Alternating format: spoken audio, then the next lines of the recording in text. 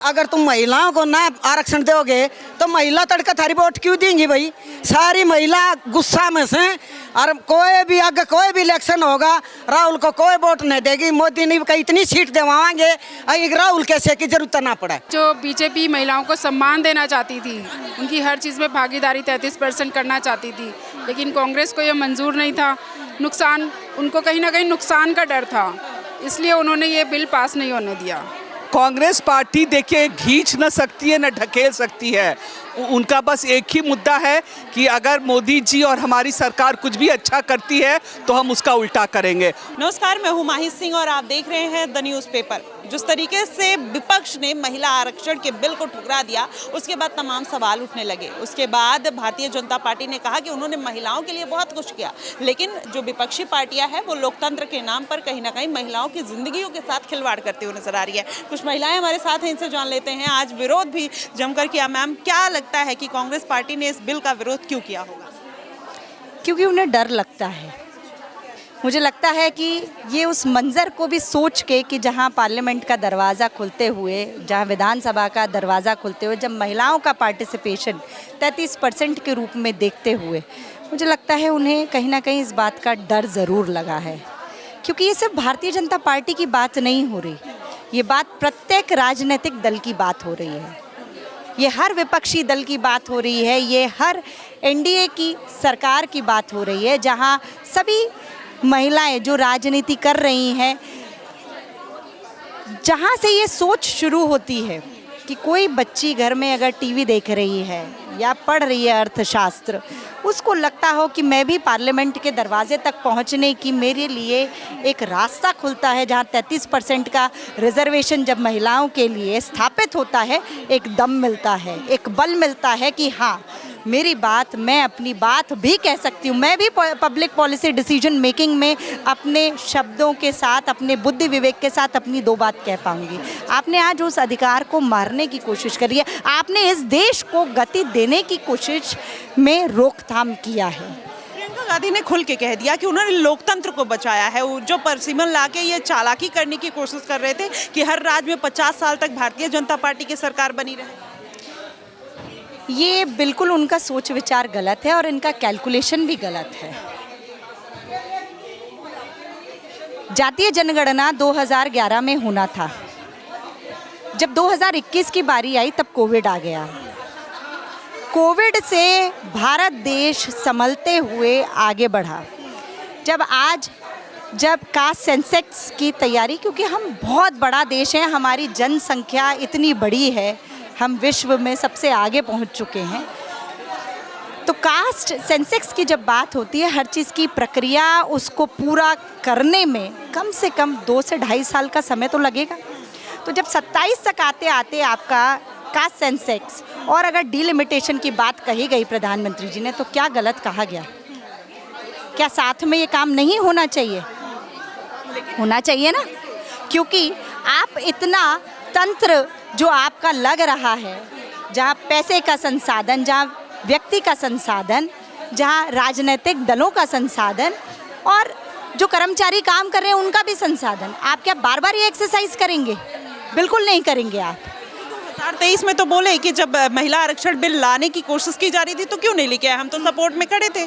Congress party Congress party ये खुलकर बोल रही थी। जब ये बिल आया तब क्या तारीख थी? ये सितंबर में बिल आया 2023 के, ठीक। लोकसभा का चुनाव कब हुआ? 24 में कब हुआ? कौन सी तारीख में चुनाव हुआ? 19 अप्रैल से आपका चुनाव फरवरी एंड में अनाउंस हो गया था, ठीक है। आचार संहिता लग गई थी, वोटिंग हुई अप्रैल से। तो 6 महीने के विंडो में आपको लगता है कि जातीय जनगणना हो जाएगी?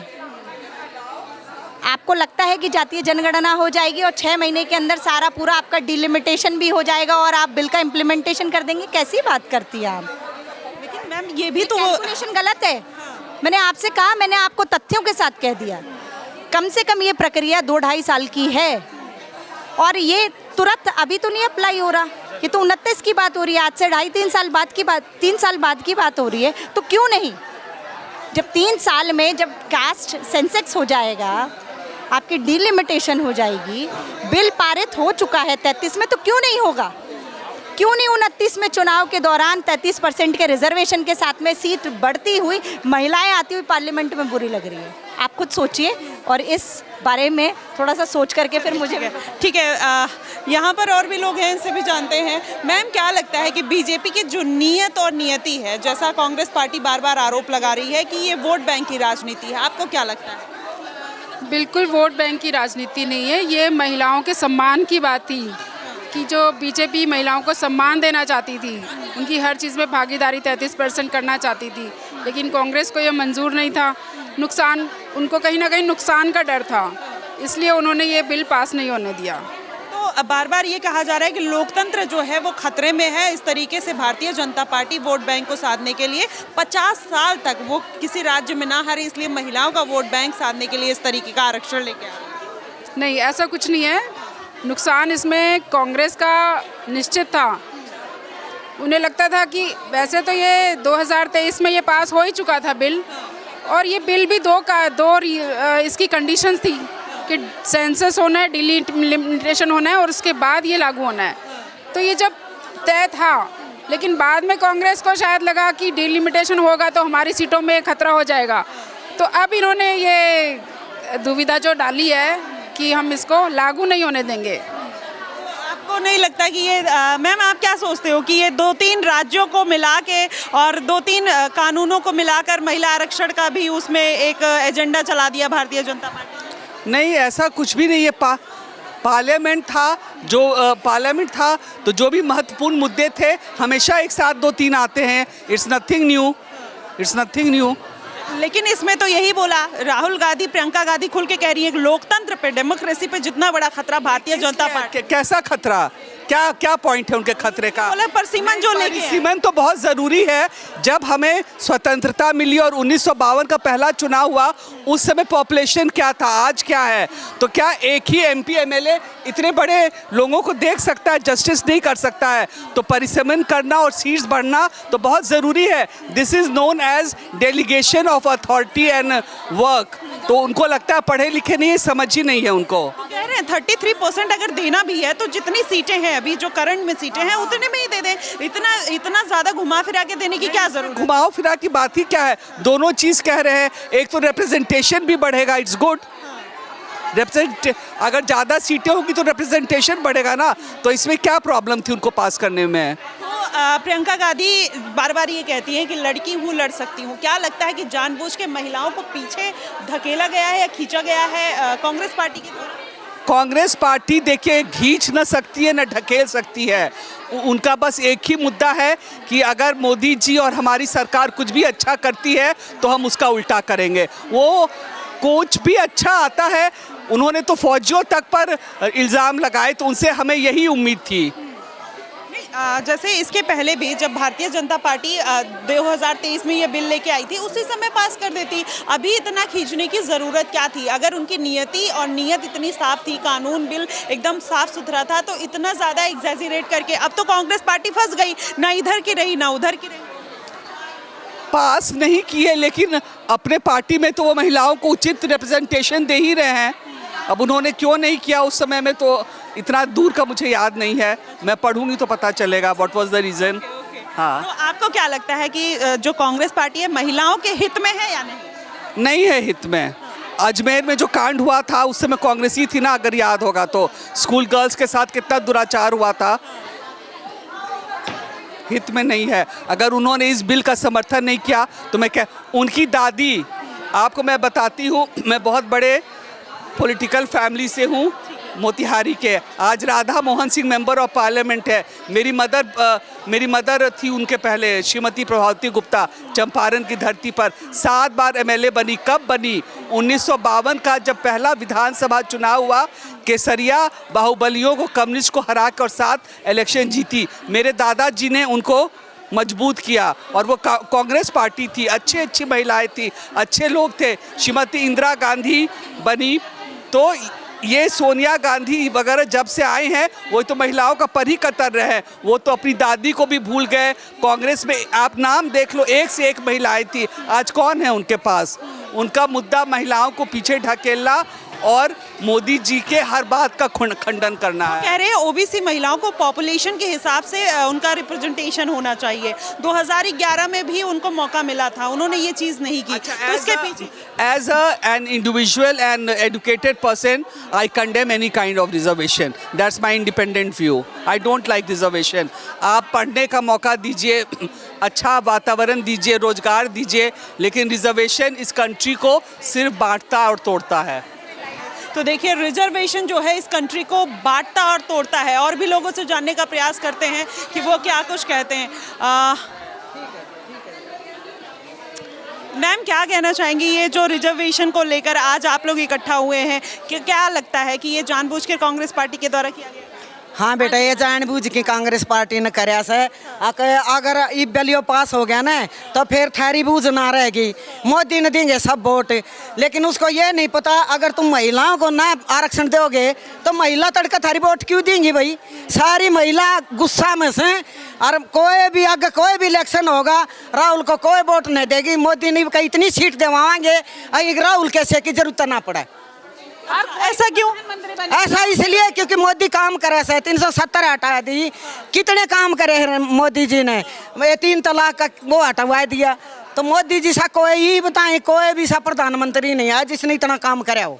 ये कहती है कांग्रेस पार्टी कि लोकतंत्र को खतरे में मोदी डाल रहे हैं, मोदी कॉम्प्रोमाइज हो गए हैं, और वो तमाम तरीके के आरोप लगाते हैं। भ्रष्टाचार, बेरोजगारी, महंगाई, सब कुछ चीजें तो इन्हीं के सरकार में है। बेटा, यह कांग्रेस भी हमने देखी से, जब तो इतनी बुरी हालत थी। मोदी जी जो भी कहते हैं ना वही करते हैं, और मोदी जी इतने बढ़िया बढ़िया काम करे हमारे देश के लिए, बहुत आगे पहुंचा दिया ऐसा देश। और हमारे कैसे हमने सोचा मोदी से ने 2-3 योजना और बनानी हुई, और राहुल ना बन सकता, कदे मुख्यमंत्री ना बने, प्रधानमंत्री की तो छोड़ दो। नहीं बन सकते क्योंकि उसके अंदर योग्यता नहीं है। योग्यता कुछ करने की ताकत होगी जब तो आदमी बनेगा। पढ़े लिखे हैं, ऑक्सफोर्ड से है, युवा से उसको विरासत में मिली है, नीचे से उसने राजनीति नहीं सीखी है। एक आदमी नीचे से कार्यकर्ता बन के ऊपर जाता है तो उसको अलग उसकी वो होती है कहाँ क्या करना चाहिए क्या ना, उसको कुछ नहीं पता है। उसको तो वो दादी तैर माँ तरीन तैर विरासत में मिल गई, अपने दादी का कुर्सी पर जाके दादी के उसमें राज कर रहे हैं, अपने बल में कुछ है नहीं, करना नहीं है। बस थोड़ी दिन इंडिया में इधर उधर कर दिया, फिर अपने इटली जाके बैठ गए, फिर आ गए इंडिया में कुछ कुछ बोलने के लिए। प्रधानमंत्री बनने के गुण नहीं गुण नहीं है, बिल्कुल गुण नहीं है। उन पर हिम्मत ही नहीं है, वो दूसरे से करवाते हैं, खुद करना नहीं चाहते हैं, दूसरे को आगे करते हैं। अच्छा, ये बताइए, जो महिला आरक्षण को लेकर ये जो इतना बवाला हुआ, बीजेपी कह रही है कि हम तो महिलाओं का भला चाहते थे, वो कह रहे हैं कि महिलाओं का इस्तेमाल कर रही है, आप क्या कहेंगे? कोई इस्तेमाल नहीं है, कोई बेवकूफ़ नहीं है कि ये जनता बेवकूफ़ है। अपने घर चला रहे हैं, क्या अपने घर नहीं चला रहे हम? कैसे नहीं चलाएंगे? कोई बेवकूफ़ नहीं है, ये रोका जा रहा है हम लोगों को। आजकल महिलाएं भी पढ़ी लिखी हैं, वो भी हर चीज को समझती हैं। अगर हमें आरक्षण ना मिला तो हमें क्या परेशानी होगी। अगर हमने कितना भी हमारी महिला से, कोई काउंसलर है, कोई एमएलए है, कोई एमपी है, 33% में लगा तो भाण बनेंगे ना, आगे ऊपर तक जाएंगे ना। तो हमारी भी कोई हमें कोई दिक्कत होगी तो हमें विधानसभा में राज्यसभा में को रख सकते हैं। अब महिलाएं इतनी से कोई नहीं उनकी कोई सुनाई करा, कोई नहीं कोई कुछ रखे। तो अच्छा, पप्पू यादव हैं जो बिहार के नेता हैं, कांग्रेस पार्टी से जुड़े हुए हैं, उन्होंने कहा कि 90% जो महिलाएं हैं वो नेताओं के बिस्तर से होके गुजरती हैं। क्या ये तो आप बताओ कितनी शर्मनाक बात है। वो अपनी बीबी के बारे में कह देगा या बात मेरी बीबी सोई है किसा ना, वो अपनी बीबी के उनका तो उन थारे खिसे बहु उनका वैसे ने तो नुका थारी बीबी किसी का बिस्तर न गर्म करके जब बनी से, ठीक, सबका माँ बहनों से और इज्जत सब महिला का है, ऐसी कोई बात नहीं होती। और जी करप्शन तो हर चीज में हो है, वो तो अपने ऊपर हो। मेरा मन कोई देख के दिखा देना सलाम ठोकू कान पर मारूं, ठीक है, वो तो खुद औरत में भी शक्ति होनी चाहिए, ठीक है। और उसके लिए महिला आजकल बहुत जागरूक है। ये जो नेता लोग होते हैं, कांग्रेस के हो या अलग अलग पार्टियों के हो, इस तरीके के जो बयान दे देते हैं महिलाओं को लेकर, जो महिलाएं, महिला सशक्तिकरण, महिला है, बेटी है, माँ है, सब रोल अदा कर रही हैं, संसद में भी जा रही हैं, घर में भी वही उतना काम कर रही हैं, उनके बारे में इस तरीके की बात करना सही है? ये बहुत गलत है बेटा। उन अपने परिवार से सोचना चाहिए। थारा भाण बेटियों के बारे में कोई कुछ बोलेगा तो ये कितनी गंदी बात है। अगर प्रियंका गांधी के बारे में कोई बोलेगा सुनेगा? वो नहीं सुनेगा ना। तो ये हमारे जैसी महिलाओं के लिए ऐसे आप शब्दों का उपयोग क्यों कर रहे हैं? ठीक है, इससे महिलाएं है ना, मैं सब महिलाओं को कहूँ सू किसने इसकी औकात दिखा दिया। आगे 2029 में इलेक्शन है ना, इसको इसकी औकात दिखाएंगी सारी महिलाएं। क्या लगता है कि 2029 में फिर से कमबैक होगा मोदी का? यस, राहुल का नहीं होगा? बिल्कुल, वो मुख्यमंत्री नहीं बन सकता। आप प्रधानमंत्री की सोच रहे हो, उसमें योग्यता ही नहीं है कुछ भी। हाँ जी, आप क्या कहोगे? अब वही हम भी कह रहे हैं, उनकी हिम्मत ही नहीं है। वो जो बन जाए वो दूसरे को आगे खड़ा करते हैं, आप पीछे रहते हैं। उनकी हिम्मत नहीं है, वो नहीं बन सकता है। चलिए, तो देखिए राहुल गांधी को लेकर महिलाओं का ये ओपिनियन है। और जिस तरीके से आज जो जन आक्रोश महिला सम्मेलन यहाँ पर किया गया, उसमें साफ तौर पर महिलाएं ये बात कहती हुई नजर आई कि महिलाओं का जो हक कांग्रेस पार्टी ने छीना है वो बर्दाश्त नहीं किया जाएगा। 2029 के इलेक्शन में महिलाएं वो चीज़ साबित करके दिखा देंगी और एक बार फिर से नरेंद्र मोदी को प्रधानमंत्री बनाकर इस देश का पीएम बनाएंगी, ऐसा महिलाओं का कहना है। इनकी क्या जो सोच है वो आपको कैसी लगती है, आप हमें ज़रूर बताइएगा। फिलहाल के लिए बस इतना ही। देश और दुनिया की तमाम खबरों के लिए हमारे साथ बने रहिएगा द न्यूज़पेपर पे। धन्यवाद।